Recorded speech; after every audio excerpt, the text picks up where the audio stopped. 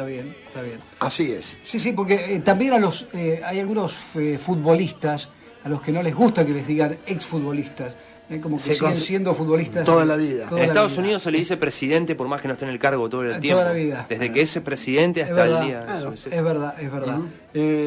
Por eso le preguntaba al doctor. Bueno, en un ratito charlamos. ¿Cómo no? Incluso le voy a pedir una opinión al doctor García Porta con respecto a la noticia que dábamos en el comienzo de nuestro programa de hoy, que es una noticia que se conoció en las últimas horas, pero es una investigación que hizo la gente de Entre Ríos, de Análisis Digital, un ciudadano ilustre de Entre Ríos, 71, 72 años, más de 2.000 abusos a menores.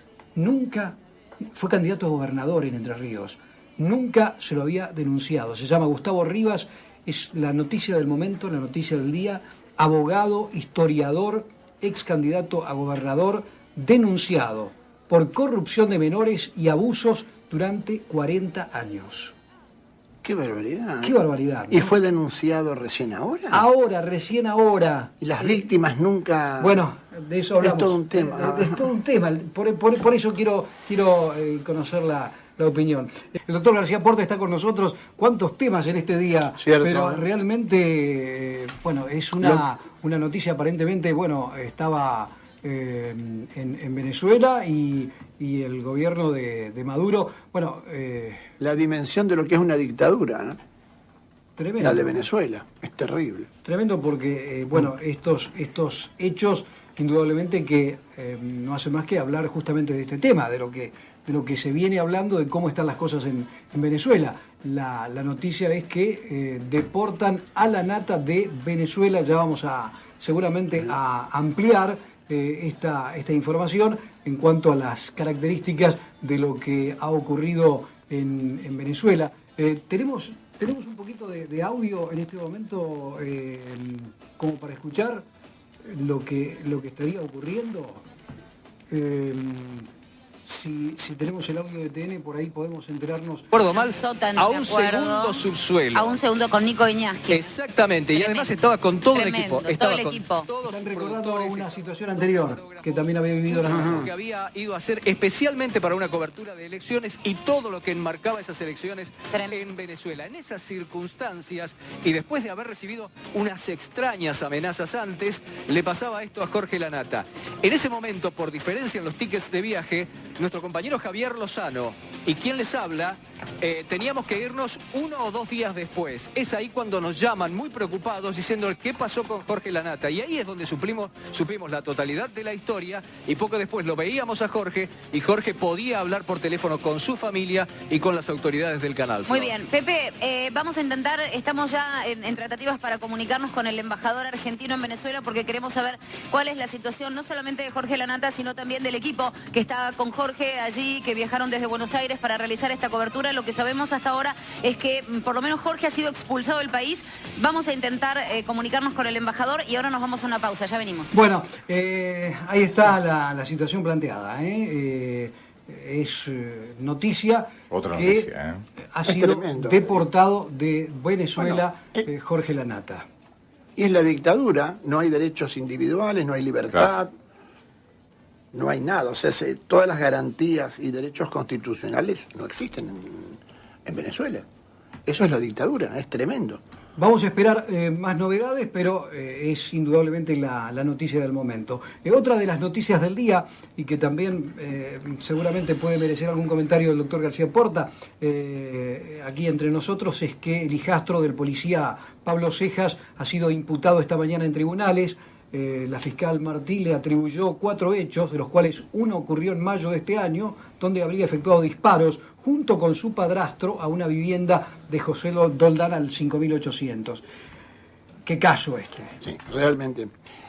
Y Pablo Cejas, digamos, son 2 episodios distintos. Sus denuncias que hizo respecto a la connivencia policial con los narcos, bueno, ese es un tema que será análisis de investigación. No sé si se habrá investigado realmente y si llegó a la justicia o no. Y si está emparentado con su homicidio, ¿no? Claro, y por el otro lado están sus relaciones interpersonales o todo su entorno familiar, que hace que viva en este clima.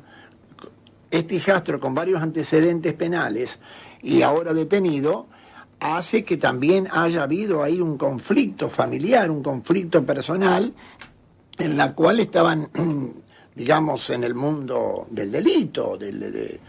Ahora, por eso en las hipótesis que se daban de cuál fue el autor de la muerte, que todavía no se sabe, está la hipótesis también esta, de ese audio que se escuchó, que no sé qué veracidad puede tener, donde él hablaba con su mujer y decía de que si quiere que lo revienten, aquellos que lo estaban intimidando al hijastro, una cosa así. Pero bueno, por eso, es todo complejo. Esto es materia de que la justicia se tiene que despedir si es que llega a encontrar al autor realmente del homicidio. Doctor, ¿qué nos está pasando con la justicia en Argentina? Gravísimo. Yo ya lo dije reiteradas veces durante muchos años. Lo ha venido diciendo. Es el problema más grande de la Argentina, es el problema poder más judicial. grande de la Argentina. El problema más grave de la Argentina. Lo dice un juez. Lo dice un juez y lo digo con conocimiento de causa porque he sido juez 20 años y porque sé que en la Argentina el poder judicial no es un poder independiente. Yo lo he sido. Yo digo, habrá jueces excelentes, jueces valientes, puede ser. Pero en general, usted ve lo que está pasando. Lo del Congreso, tener que pedir la expulsión de la Cámara de Diputados porque la justicia se negó al desafuero y a indagarlo, quiere decir que la justicia no quiere llegar al poder político. Llega hasta un determinado nivel, al segundo, tercero o cuarto nivel. Pero cuando hay que llegar al primer nivel, segundo o primer nivel, ahí viene temor. Es temor. Es temor, es miedo. La justicia tiene miedo al poder político, al poder económico. Entonces, esto es grave. Yo lo he escuchado hace años cuando los políticos que son denunciados dicen, la justicia dirá, y la justicia nunca dice nada. Ese es el problema de la Argentina. Yo creo que la corrupción existe en ese nivel porque hay impunidad, y la impunidad lo brinda la justicia, hay que convencerse. Y cuesta decirlo, y da pena decirlo, que en este país no hay división de poderes. Cuando la justicia asuma el rol que le corresponda, esto no va a pasar. Yo creo que es tan grave, que se llevan puesto el país, las instituciones, y no pasa nada. Porque si bien López está preso es porque estaba revoleando bolsas y porque un vecino denunció, creyendo que era un ladrón. Llegan y estaba revoleando millones de dólares. Sí, sí, lo absolutamente evidente. Claro, pero porque un vecino llamó, creyendo que era como a la policía, creyendo que era un ladrón. Báez cuando se escapaba en el avión. Y bueno, entonces me parece que si está preso Jaime, está preso Echeverri, ¿cómo no va a estar imputado o indagado el señor Devido? Yo la verdad que es un tema que... Y como acá no hay controles, como nadie pide a un jury de enjuiciamiento investigar si ese juez actuó bien o actuó mal, pues cuando un fiscal le pide al juez el desafuero y que para indagarlo y someterlo a prisión, el juez no lo acepta. Entonces, yo es lo que llego, la conclusión, usted vio que estos sistemas procesales modernos, el sistema inquisitivo, el acusatorio, mire, el tema no pasa por el sistema de investigación que tengamos de acuerdo al Código Procesal. El tema, la falla está en el hombre, en los operadores del sistema. Sea un sistema... Así sea rápido o no tan rápido y eficiente. No depende del sistema si son el fiscal el que investigó o es el juez el que investiga. La verdad que si no hay eficiencia, no hay valentía y no hay una decisión realmente... Yo te diría hasta de cumplir con la ley, porque un juez debe investigar. ¿Cómo es posible que se niegue el juez al desafuero de Devido con 5 procesamientos tiene y 120 y pico de denuncias por corrupción? Entonces, es un tema gravísimo la justicia. Habíamos mencionado el tema de lo que... ha ocurrido en Gualeguaychú, en la provincia de Entre Ríos, y nos quedamos pensando cómo puede ser que un tipo de 70 y pico de años haya estado 40 años engañando a una población completa. Estamos hablando de un ciudadano ilustre, porque fue declarado ciudadano ilustre, fue candidato a gobernador en Entre Ríos, se llama Gustavo Rivas, abogado, historiador, y está denunciado por 2.000 casos de abuso de menores en todos estos años. pero esto viene de la década del 70, por supuesto. Sí, realmente, digamos, los casos que hemos visto de característica sexual, o sea, los delitos sexuales más o menos tienen todas las mismas modalidades. Es decir, este hombre que durante tantos años realizó abusos contra menores, hacen uso justamente de la influencia que ejerce en su calidad de abogado, de historiador, candidato a gobernador, etcétera, hacen influencia de esa situación y para intimidar a las víctimas.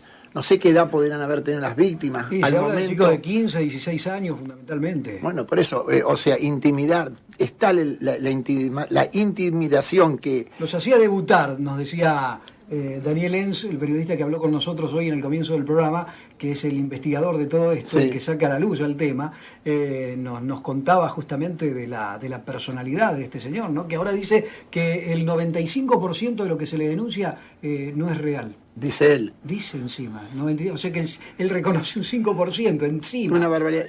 Sí, más allá de la perversión sexual o de la inclinación sexual que pueda tener, es gravísimo, digo, haber abusado y haberse aprovechado de la edad de los menores, que es muy grave, y bueno, y la intimidación que ejerce, el temor, justamente por la personalidad, por quién es él, por su investidura y por la calidad y el concepto que se tiene de él en la sociedad.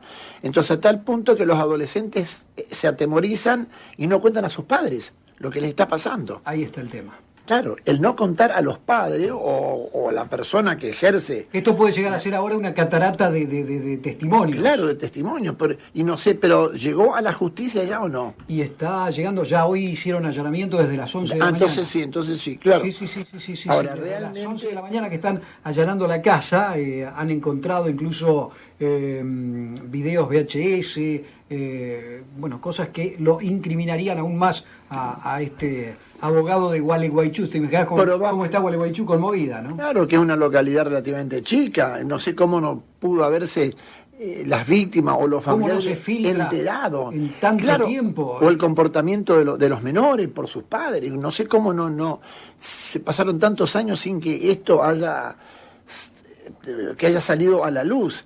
A mí me parece que a lo mejor los adolescentes también, por su edad y por la escasez que tienen por ser adolescente, a lo mejor recibían beneficios. Puede ser que les haya dado beneficios económicos, etcétera. Bueno, esto es muy grave, esto ya debería estar detenido, pero realmente en las reformas... Se lo tendría que detener, ¿no? Claro, sí, concretamente. Sí, con estas si hay pruebas y si los menores hoy mayores, no sé, fueron convocados a la justicia, fueron convocados por la justicia a que presten declaración. Sí, acá la noticia ya es nacional. Porque como son delitos continuados, es muy difícil que prescriba, o sea que tranquilamente la justicia puede actuar. Es decir, y el Código Penal introdujo como agravante de los delitos sexuales cuando hace uso de su influencia, ese ejercicio de poder que tiene sobre los menores, y ese poder que tiene sobre los menores los intimidan, los asustan y hace que estos chicos no puedan confiar lo que están viviendo. Preocupado,